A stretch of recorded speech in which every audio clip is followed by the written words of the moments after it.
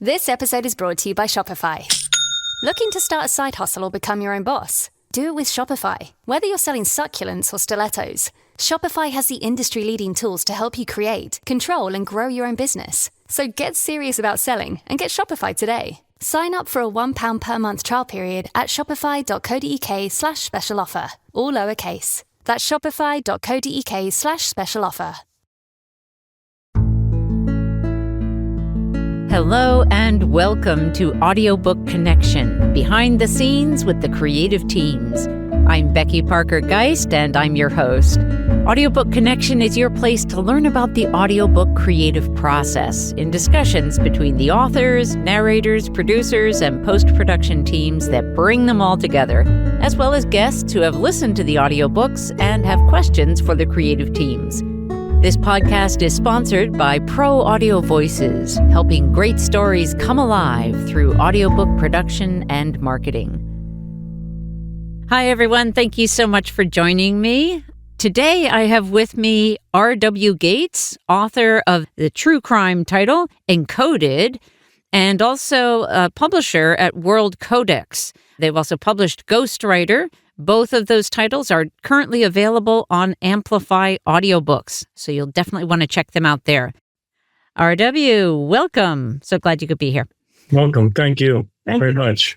All right. So, R.W., tell us a little bit about your background, kind of what got you started writing and publishing. Initially, the whole idea of writing kind of like hit me by accident. I had written something for school. I was like 15 and I wrote a poem, which was a class requirement. And the teacher asked me to read it in front of the whole class, which surprised me. And then she asked me to read it. She asked the principal to come in and I read it in front of the principal as well. And I thought to myself, wow, I must have done something right. And that was when I thought, hey, let me look further into this writing thing as a possibility of someday doing it when I have something to write about. Yeah. And then I kind of put that on the shelf. Being as 15-year-old, I wanted to play football and do other things. And but ultimately, when the pandemic happened, I had a lot of time on my hands, and I thought to myself, I know a lot of stuff. I've got a lot of information that I've been kind of just sitting on. And now I've got a lot of time to put it all together and write a book, which is what I did, which is how Encoded came about. That's great. And the story, what would you say, how did that come together for you? Did you already have that idea in advance? Or was this something that you decided, now I'm going to write, and what am I going to write about? Kind of what was your process like? The catalyst, I think, for writing Encoded came when I realized that solving the Somerton Man code was kind of a big deal. I didn't realize that it was right away. I didn't initially realize it was considered one of the world's top 10 unbreakable codes. It was number 7 over here and number 8 over there. And they said it will never be broken. And then, and I was like, wow, maybe I should write about that. That's kind of cool. Yeah. So I wrote it. Plus, in the process, because of my father and in his background, and then when my mother passed in 2016, I found a lot of stuff that I didn't know existed in a safe deposit box. She, left it, I guess. And from that, I pieced together a lot of information I didn't really know. I had bits and pieces because I lived, my mother and father. But as a kid, you don't really pay attention to all that stuff that's going around you. Like I said, I was playing football and doing things and riding my bike and whatever. Once I get all that information, I was able to take the Somerton Man and then what my father had done with the Grace Cohen case and put them together in such a way that even surpassed my own imagination. I was actually shocked by what I uncovered. Yeah. Now, when you were young, were you always good at and interested in puzzles and codes and things like that? Was that something that you had a particular interest in early on? I have something in common with Grace Cohen and with the I don't want to give anything away, but the Zodiac main yeah, he was like the mastermind. The three of us all have something in common, which is related to what I believe could be related to puzzle solving and that kind of thing. This guy in the book, he had a genius IQ initially, but he was in a serious car accident with a cement truck, and he sustained a head injury, and it changed his perspective. My brother was in a motorcycle accident, and he had a head injury, and it changed his perspective. And the Grace Cohen, she suffered like I did as a kid. I suffered seizures, which they thought initially were epilepsy, but it turned out they weren't epilepsy. They never did determine what caused these seizures. And ever since then, I think growing up, when I look at something or when I try to read something, I have this weird thing where I kind of look at the whole page and kind of read it. Oh, like, yeah. Interesting. Yeah. You know what I mean? And I'm like, did I just read that? And then I have to go back and read it to see if I read it. Yeah. Kind of thing. But it happens, kind of spontaneously. And I think that strange trauma that comes from some sort of head injury or seizures or that kind of thing can cause people to have an abnormal ability, in that code realm, seeing the invisible kind of thing. I don't know. The way you described that, you look at the whole page and it's like you've read it, like you've taken it in. I could see how that would connect with this idea of looking at what would otherwise, to somebody who has to read an entire, word for word, if you can look at a whole thing and take it in as a whole, how I could see how that would change the way that you're able to perceive patterns and, to decipher from having that kind of view. That's really fascinating. It's like you get a flash, like a flash, and then you're like, what was that I just saw? And then you go back and you see if the flash that you saw, that you thought you saw, is actually accurate, or you understood it correctly, or you know what I mean? It's kind of a little combination of getting those flashes and seeing it that way, and then making sure you didn't misinterpret what you saw. Yeah. You know what I mean? Tell us a little bit about your father. You mentioned that he was working on. Now that you asked me that, my father reminded me a lot of The Somerton Man, which is maybe deep down why I even wrote the book, because he was enigmatic. He was he kept to himself in a lot of ways. He wasn't an average guy. Yeah. You know what I mean? He didn't do things according to convention. And I know that the Somerton Man was the same kind of guy. I know that because I know it's in the code. And the code solution reaffirmed what I believed about the Somerton Man, and how I said, well, that now makes sense, because he does actually remind me of my father. And oddly enough, my father met an untimely death that I still don't know the facts about, which is in the book. Yeah. You know what I mean? So even with the Somerton Man's discovery of his body on the beach, it's not in the code how he actually died. You know what I mean? So you've got that mystery going on that still sort of permeates the Somerton Man's his identity, his real identity. There's a lot in the code that gives away who he was, what he did, or why he was in Australia, and why he died, but not, it's not all encompassing of who he was as a person. Of course, yeah. My father was a lot like that. It was hard to figure out who he was as a person in a lot of ways, for me anyway. It sounds like in some perhaps subliminal way that the solving of that code was a way of you also in some way maybe dealing with the loss of your father in that, that mystery.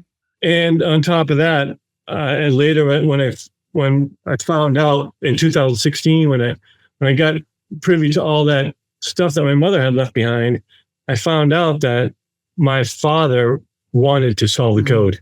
That was he wanted to solve it, but he didn't live long enough to do it. What did he do for a living? He was in the Navy. And my oldest son is also in the Navy, and he was in military intelligence. So it kind of runs through I didn't join the military, but I think I got some of that, you know what I mean? It passed from my father through me into my son kind of thing. So you started writing during the pandemic. Is that right?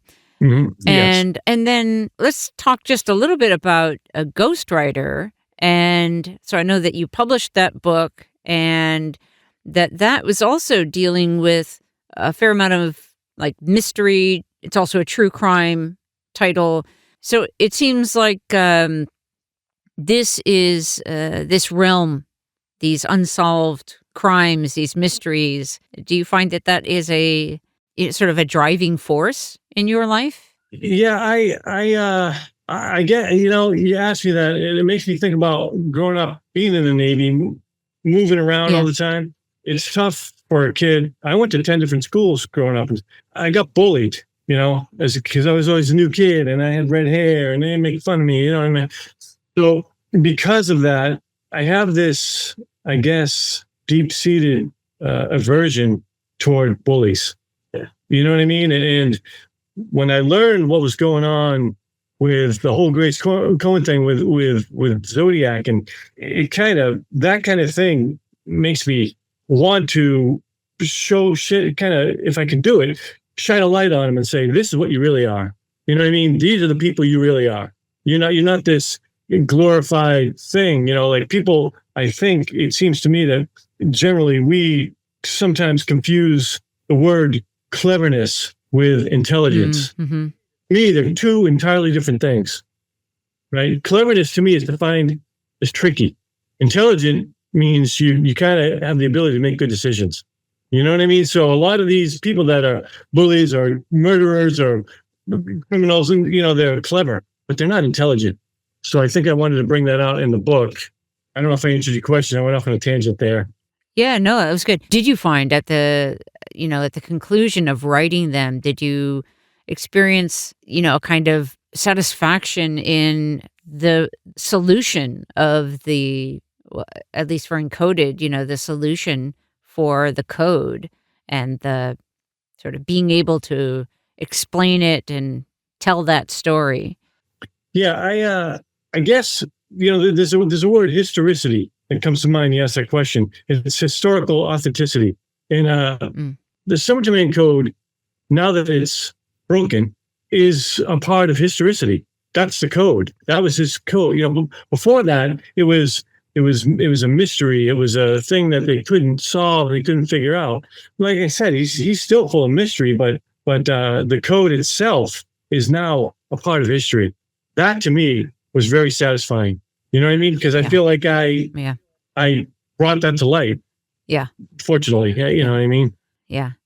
What would you say, what sort of like, what issues or, in terms of like the messaging of your books, your audiobooks, what would you say are kind of the issues that are addressed in these titles? It's funny you should say that, because for Encoded and for Ghostwriter, which, are their companion books.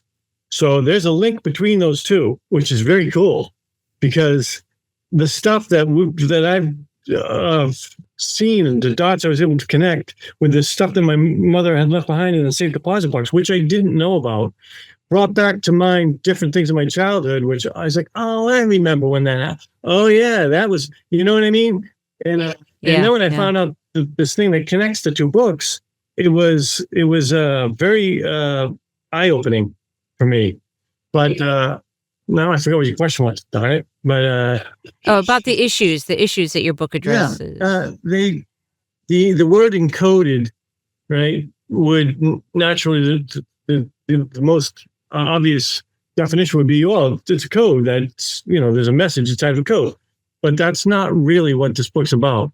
It's about the things that are hidden in plain sight, that are encoded by everyday life or by something as simple.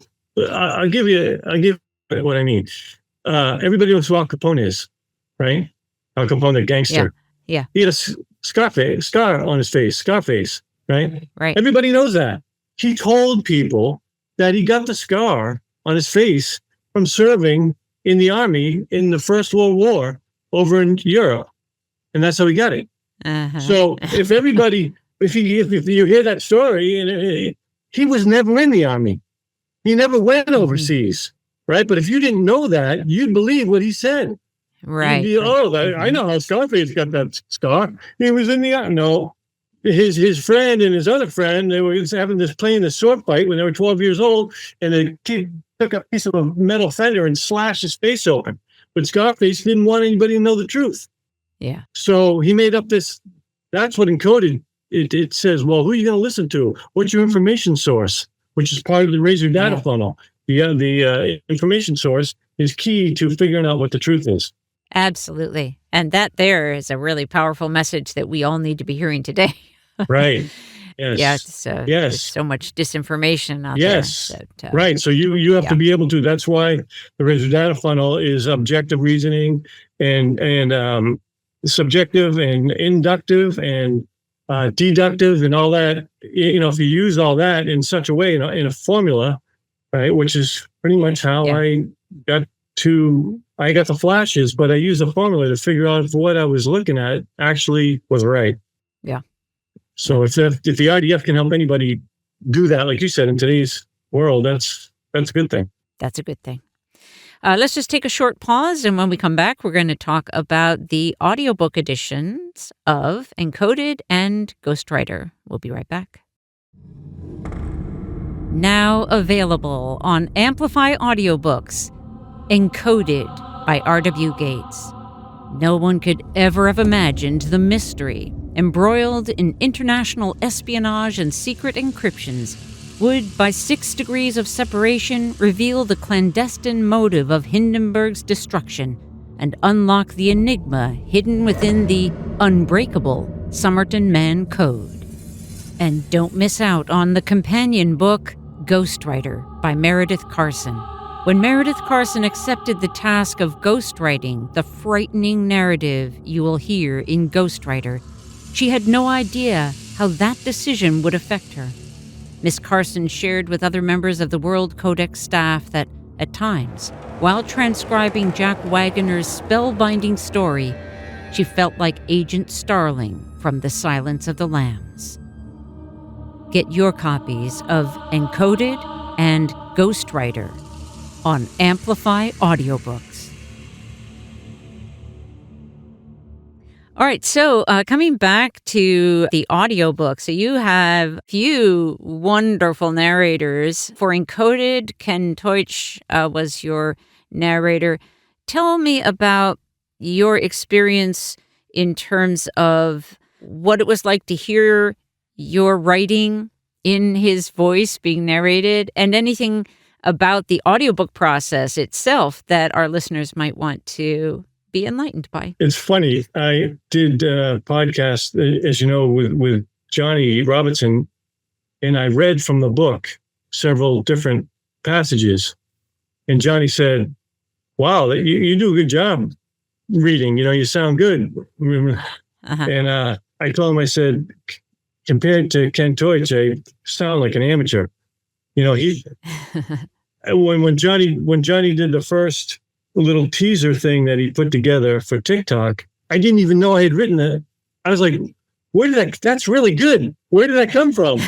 And Johnny's looking at me like, what are you talking about? You wrote that? And I'm like, oh yeah, I did write that, didn't I? Well, because the way Ken Teutsch did it was it's so good, it really is so, and I'm not just saying it really is so good, Yeah. And I'm not, and I'm just gonna, sorry. No, I'm just going to give a quick shout out for another project that actually has a very similar message in terms of we need to pay attention to what truth is, what, as opposed to the disinformation that's being put out, propaganda that's being put out.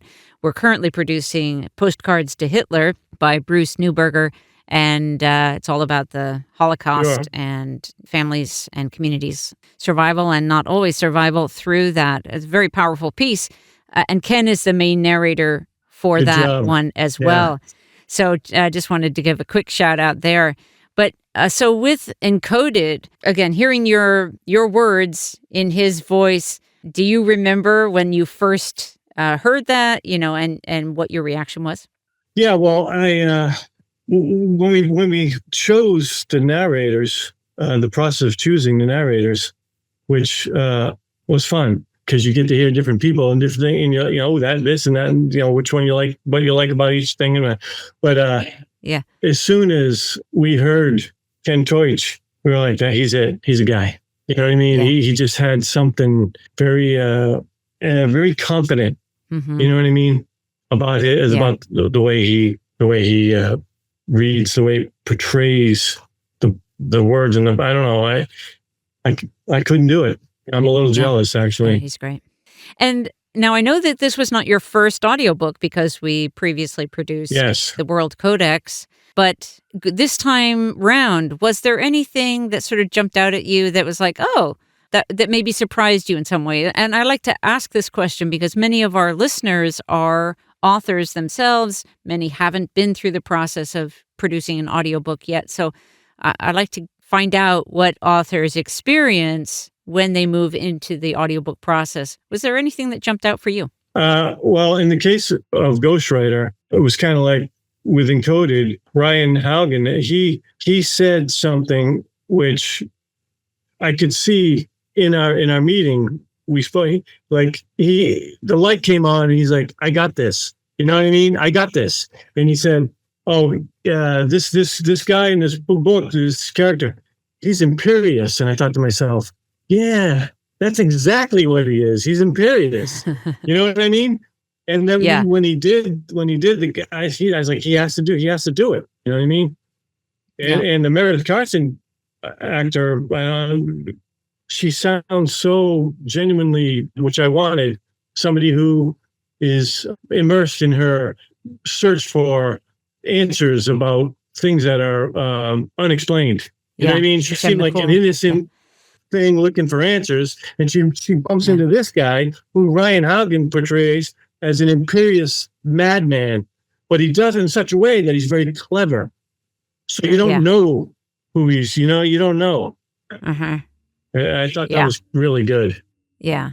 So for Ghostwriter, for anyone that hasn't yet had a chance to listen to that audiobook, there are the two narrators, so Ryan Haugen and Jen McCool, who do that book. Is there anything you'd like to share about that choice of the two different voices for that particular book? Tell our listeners about the reason why we went with two voices. Yes, we both felt that it was very important that there was a female, which female is the person who wrote the book, and then the madman was a guy, because she's spending time with this guy. She doesn't know who he is, right? He's an information source. He's telling her, like I have it encoded, right? He's telling her, oh, I did this, I did that, I did this, I did that. And how does she know whether or not he's telling the truth or not?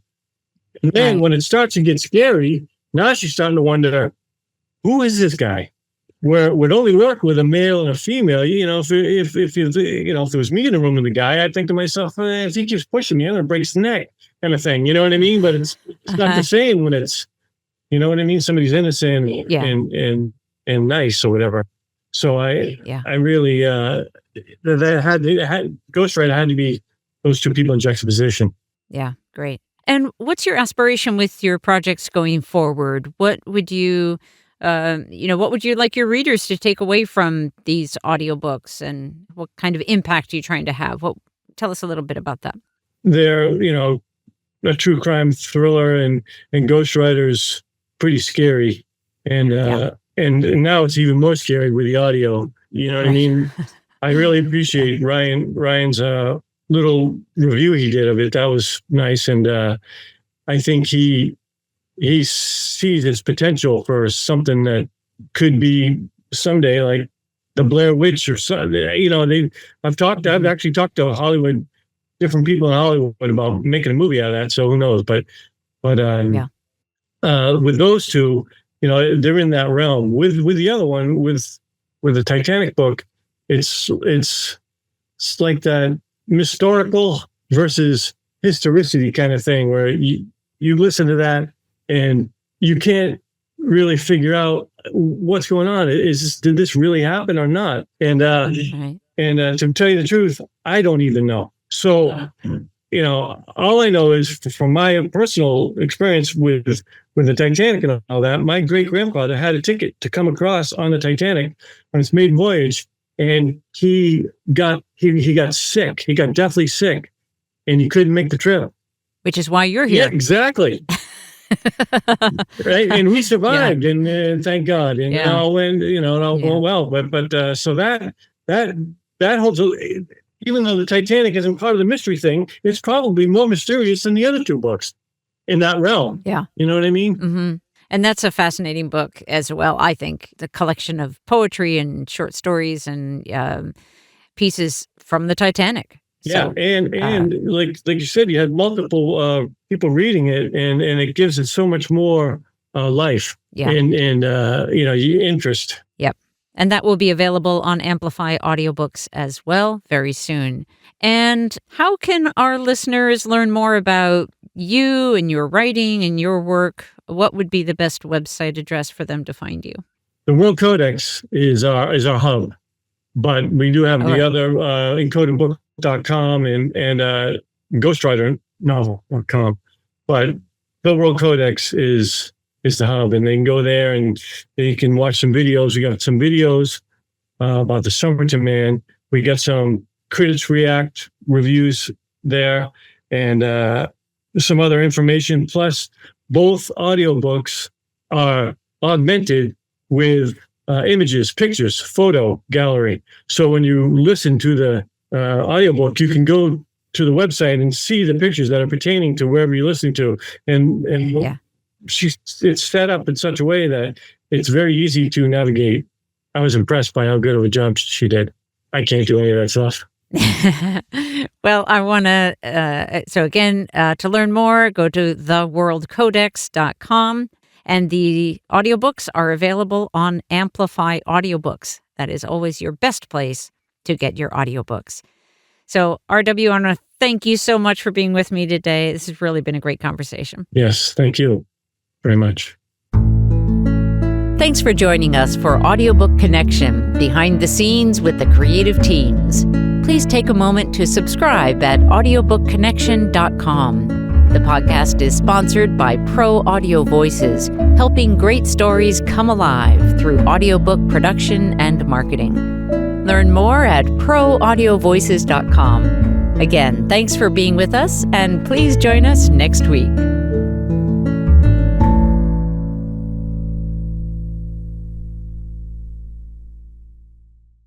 This podcast is a part of the C-Suite Radio Network. For more top business podcasts, visit c-suiteradio.com.